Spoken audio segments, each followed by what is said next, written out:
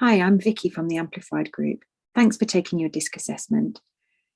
We're working in partnership with Connected. I'm just going to spend the next few minutes explaining why this important element is critical to your success in the boardroom.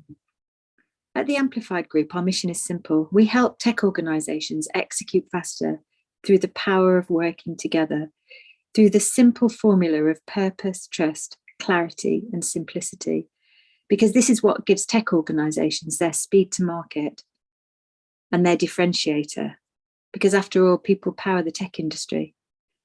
But just because this is our focus, people power every type of organisation, no matter what is coming down the line from tech or within AI.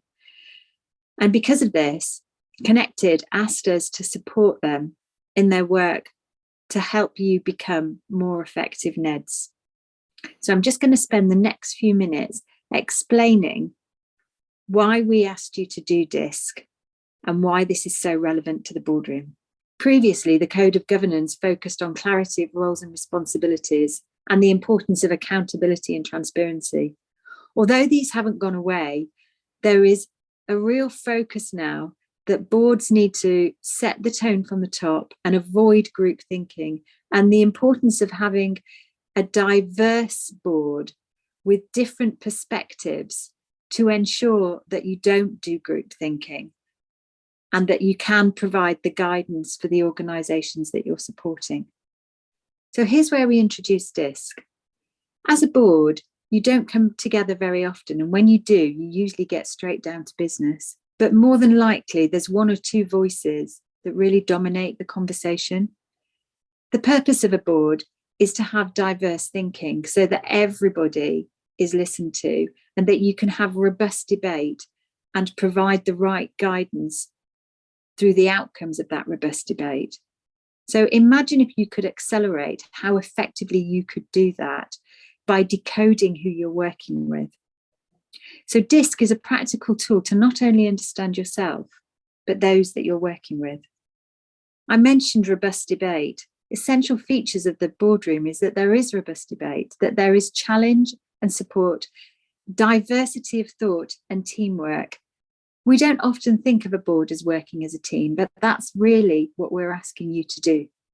In the report that we sent you, you will see it's a 20-page report covering your own DISC story, your motivators and stressors, how you might react to the different personalities in the room, what motivates their behaviour, and how you can connect with them more effectively. So what I'd like you to do is really think about these two axes. Where would you put yourself on these two axes? Are you fast-paced, assertive and bold, or are you more thoughtful and moderately paced in how you go about things? Where would you put yourself on that vertical axis? Now, what about the horizontal axis?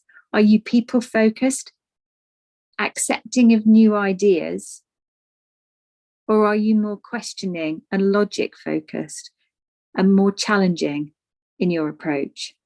Where would you put yourself on the horizontal axis? Now let's overlay DISC on top of that. So where you've just placed yourself on the DISC, you'll be able to see this within your report. But the really important thing for you to remember is this is your starting place. It's your point where you are most comfortable, where you use the least energy.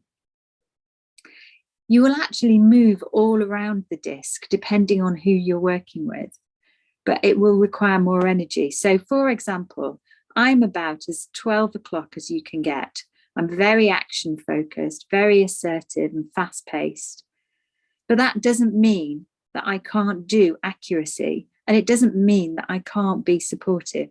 I do all of this, but it takes more energy and effort, and having the self-awareness of where you are on DISC and where your other fellow board members are will really help you make sure that you are having that robust debate that ensures you will get to the best outcome for the businesses that you're supporting.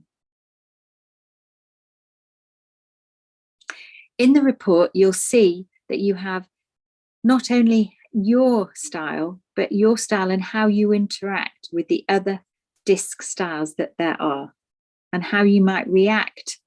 And imagine if you are more quiet and you've got somebody that is dominating the conversation, if you could be able to share this with them and get them to think about where they are and how they need to stop and ask questions so that everybody speaks up. Now, if this has been of interest to you, you might be interested to know that there is a way to optimize your board dynamics.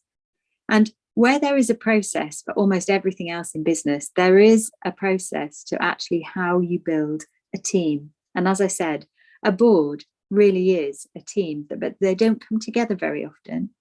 And so because of that, we really need to optimize it. So the process is to really understand yourselves, understand everybody else, and for that to be not just in the subconscious, but be conscious. So you could plot out where everybody is. And at the end of this video, we will attach a link that you can actually do a super simple exercise with your board so that you could plot out actually what your board team map looks like. If this has been of interest, then you might like to read the book, The 5 Dysfunctions of a Team by Patrick Lencioni. Microsoft actually described this as the operating system for teams. Starts with trust to make sure that you have conflict and robust debate so that everybody feels that they've been heard, which will more likely drive commitment. And if you have commitment with clarity, then you can really hold each other accountable and drive for the results for the organization that you're supporting versus for the individuals and their own agendas. So with that, I hope you found it useful. As I say, our focus is really in the tech industry, working with rapidly growing scale-ups in the tech industry.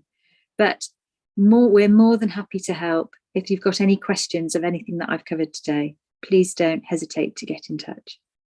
Good luck in your new role.